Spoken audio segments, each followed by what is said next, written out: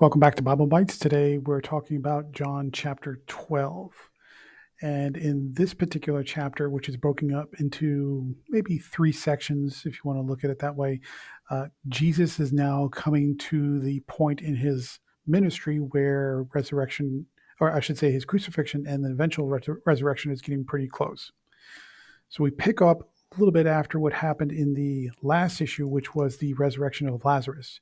If you remember, he went to the tomb 4 days after Lazarus had already died, and he called him out of the tomb, and Lazarus is now restored. And the people were all amazed at this particular miracle, including Lazarus's closest um, relatives, which are Mary and Martha, different Mary than the mother of Jesus, and a different Mary than Mary Magdalene. A lot of Marys in the New Testament.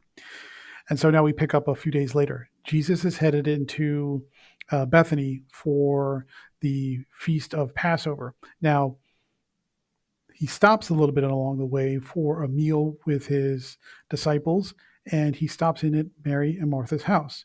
And as he's sitting there and kicking back and relaxing a little bit, because he's got the next few days and weeks are coming up are pretty big, Mary comes up to him, and this is Mary who was associated with Lazarus in the prior chapter, comes up and she pours a very expensive oil on his feet and actually washes the oil off, also with her hair.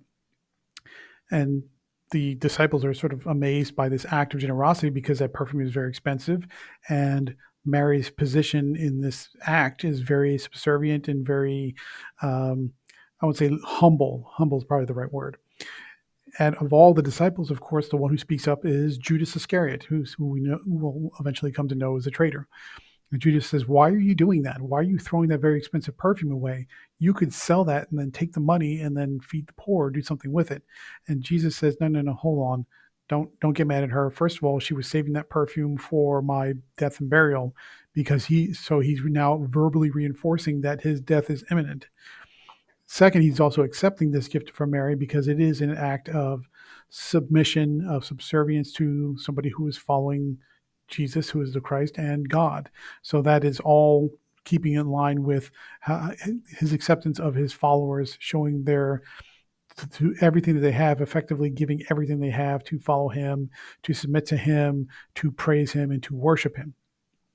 Also, now we know in context, because in the prior chapter, Jesus raised Lazarus from the dead. Mary was there to witness it, and she's fully on board. She's fully committed to recognizing that Jesus is who he says he is, and for her to do anything less would be sort of like, if God suddenly showed up to you and says, "Hey, I'm here to save the world," and it would be nice if you worshiped me. I mean, who wouldn't do that?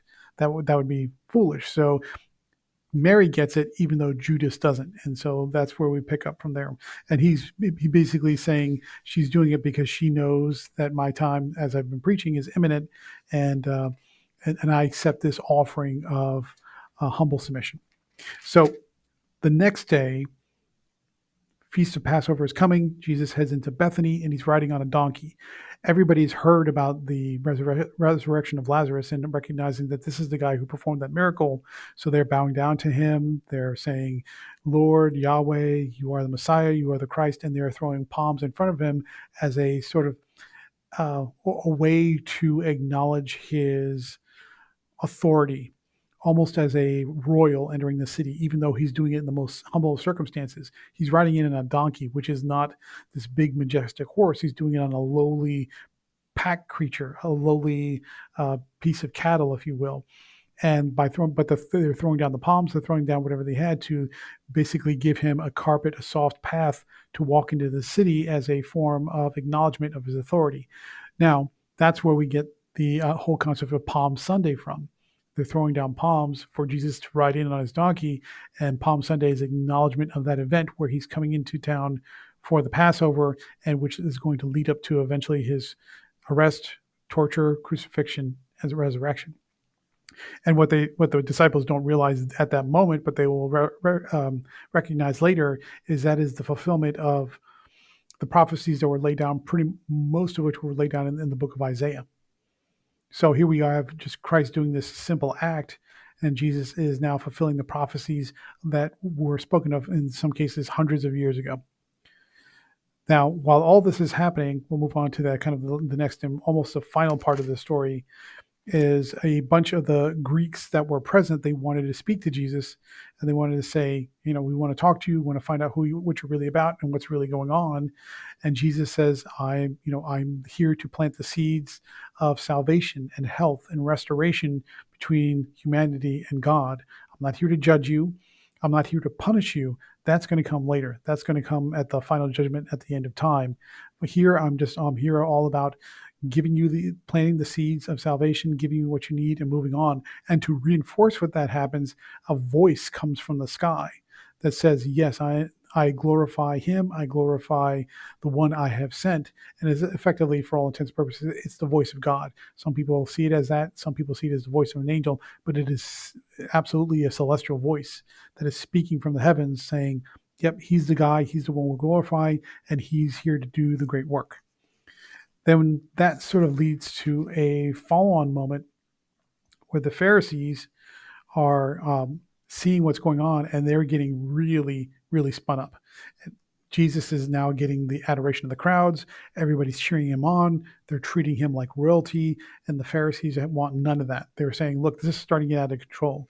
We need to arrest him, and we need to kill him. We need to do something to stop all of the people who recognize us as the authority and all of the people who bestow upon us our power and giving it away to this guy. We've got to put a stop to that. And so Jesus then reiterates, as he's hearing the crowds and everybody talking, even though he's now needs to kind of go away quietly to prevent being arrested and captured by the Pharisees and the Jewish leaders, to say, look, I am the light of the world. Anyone who follows me will follow me into eternal life. If you choose not to follow me, that is your choice, but know that you will be cast into darkness forever, which is a re-summarization of the same message he gave several chapters back. And that's how the issue ends. So if you want to break it down into its piece parts, it's stopping at Mary and Martha's house, and he receives these effectively, for all intents, the ultimate act of humble submission from Mary, who was already a believer, but now she's doubly strong a believer after Lazarus' resurrection. Then the next day he rides into Bethany in anticipation of the Passover feast, and all the believers who have heard about Lazarus' resurrection have laid down palms to treat him like royalty, which is where we get Palm Sunday from. And that also leads to Greeks and the people around him hearing the word of God, literally a voice from the heavens saying, he is the anointed one. He is the one that's come, that I've sent to bring salvation to the world. And then ultimately we get the Pharisees really spun up even worse, because they see the people cheering Jesus on, treating him like royalty, and they are deathly afraid that they're going to lose all their power.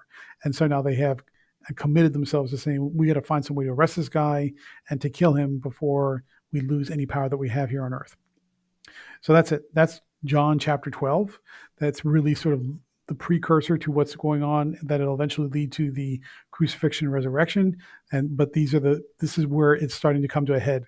The people are believing, the numbers are growing, they hear about the miracles, they know that Jesus is the one, and the Pharisees are at their wits' end, saying we've got to take some drastic measures here, or else we're going to lose all our power to this guy who we have not sanctioned, and we can't have that happen.